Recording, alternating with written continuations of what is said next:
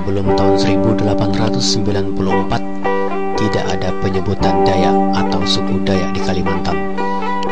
Sebelum tahun tersebut, penduduk atau etnis asli Kalimantan lebih mengenal diri dari asal-usul baik wilayah, sungai, bahasa, kebiasaan atau norma hidup masyarakat, dan sebagainya.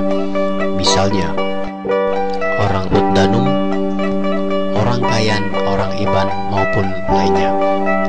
Namun, pada tahun 1894, dengan diprakarsai oleh para misionaris, etnis asli Pulau Borneo berkumpul dalam sebuah musyawarah besar di Tumbang Anoy, Kalimantan Tengah, dan pertemuan tersebut dipimpin oleh Damang Batu. Adapun pertemuan atau konferensi Tumbang Anoy di Kalimantan Tengah telah menghasilkan beberapa poin yang sangat penting, antara lain: pertama, kesepakatan untuk memberhentikan kebiasaan ngayau atau memotong kepala. Kedua, semua penduduk etnis asli yang mendiami Pulau Borneo dinamai dengan sebuah suku, yaitu Dayak, yang berarti penyatuan semua kekuatan. Sehingga menurut versi pertemuan Tumbang Anoy di Kalimantan Tengah, Dayak dapat diartikan sebagai sebutan bagi suku asli Pulau Kalimantan yang berasal dari satu keturunan. Namun, karena perkembangan bahasa, tempat tinggal, adat istiadat, norma hidup, dan kebiasaan, suku Dayak tadi berkembang menjadi sub-sub suku Dayak seperti sekarang ini, termasuk di Kalimantan Barat. Menjelang pemilihan gubernur Kalimantan Barat tahun 2007 ini, semua orang Dayak di Kalimantan Barat harus ingat akan beberapa hal. Pertama, kita harus kembali memahami dan mengerti bahwa dulu kala kita semua berasal dari satu, yaitu sebagai etnis asli dan pertama yang mendiami bumi Borneo, dan satu sebagai sebuah suku yang dinamai Dayak. Maka layaklah jika tanah ini dikembalikan kepada penduduk asli atau orang Dayak.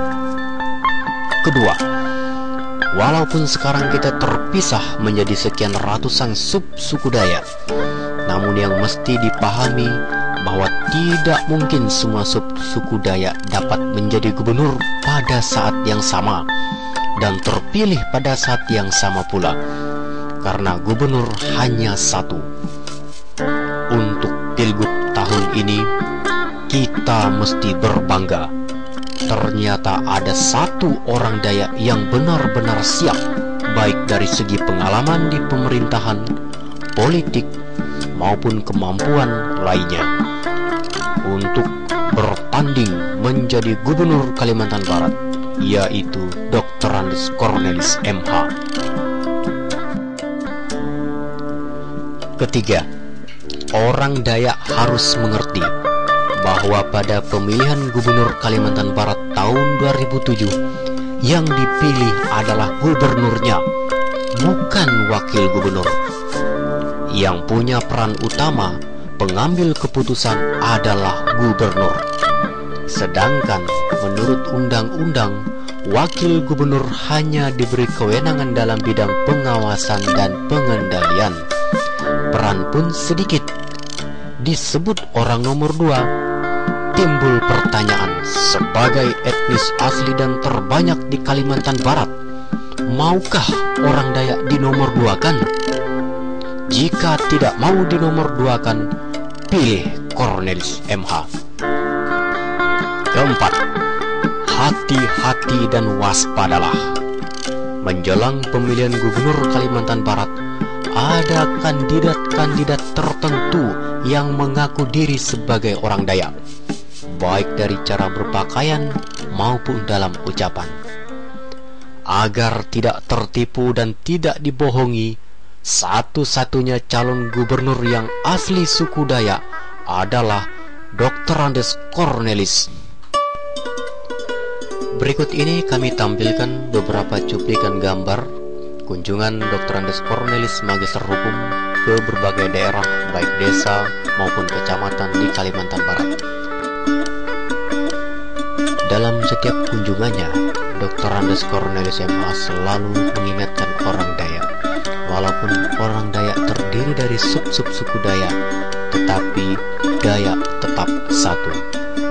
Selama ini yang memecahkan Dayak adalah orang-orang tertentu demi kepentingan politik sesaat dan demi kepentingan pribadi. Ketika Cornelis meminta orang Dayak bersatu untuk memilihnya pada pemilihan gubernur yang akan datang, bukan berarti Cornelis sosok pemimpin yang sukuisme, tetapi yang mesti dipahami dari ajakan tersebut adalah suatu kewajaran, sebab suku Dayak adalah penduduk terbesar di Kalimantan Barat. Untuk saat ini, hal yang sama pun dilakukan oleh para calon gubernur DKI Jakarta, yang mana semua calon gubernurnya berasal dari suku Betawi.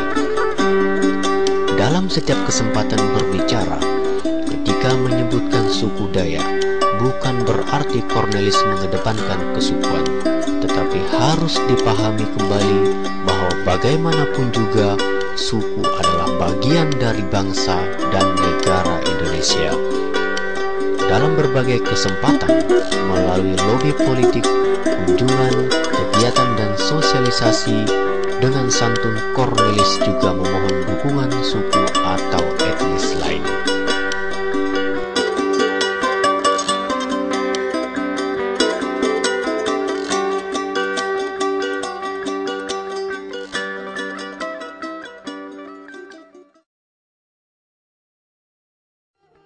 Sebagai orang Dayak asli, Dr. Andes Cornelis MH pun selalu disambut dengan tradisi dan prosesi Dayak, baik makan sirih, minum tuak, memotong babi, memotong ompong atau hopong.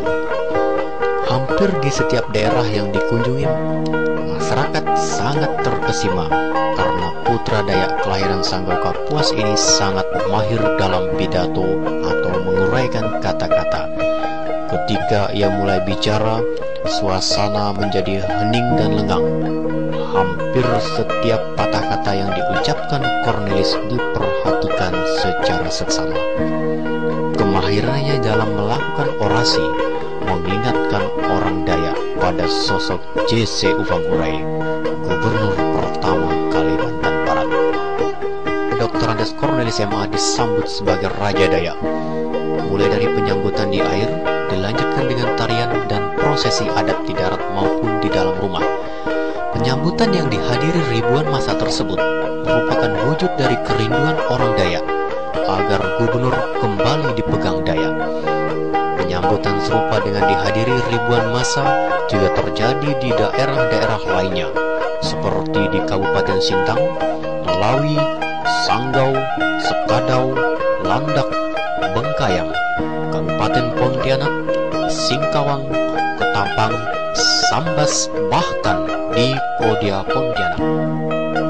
Dalam kunjungannya tersebut, yang selalu dihadiri ribuan massa melalui tokoh adat, tokoh agama, tokoh pemuda, tokoh masyarakat dari berbagai etnis, bahkan tokoh-tokoh politik, telah menyatakan dan membuat dukungan lisan maupun tertulis guna memenangkan Dr. Andes Cornelis MH menjadi Gubernur Kalimantan Barat periode 2008-2013. Dr. Andes Cornelis MH yang merupakan calon terkuat Gubernur Kalimantan Barat telah dianugerahi berbagai gelar adat oleh masyarakat Dayak di berbagai tempat. Sebagai satu-satunya orang Dayak yang dianggap mampu mengembalikan kejayaan Dayak, mari kita dengarkan cuplikan pidato politik Dr. Andes Cornelis Magister Hukum.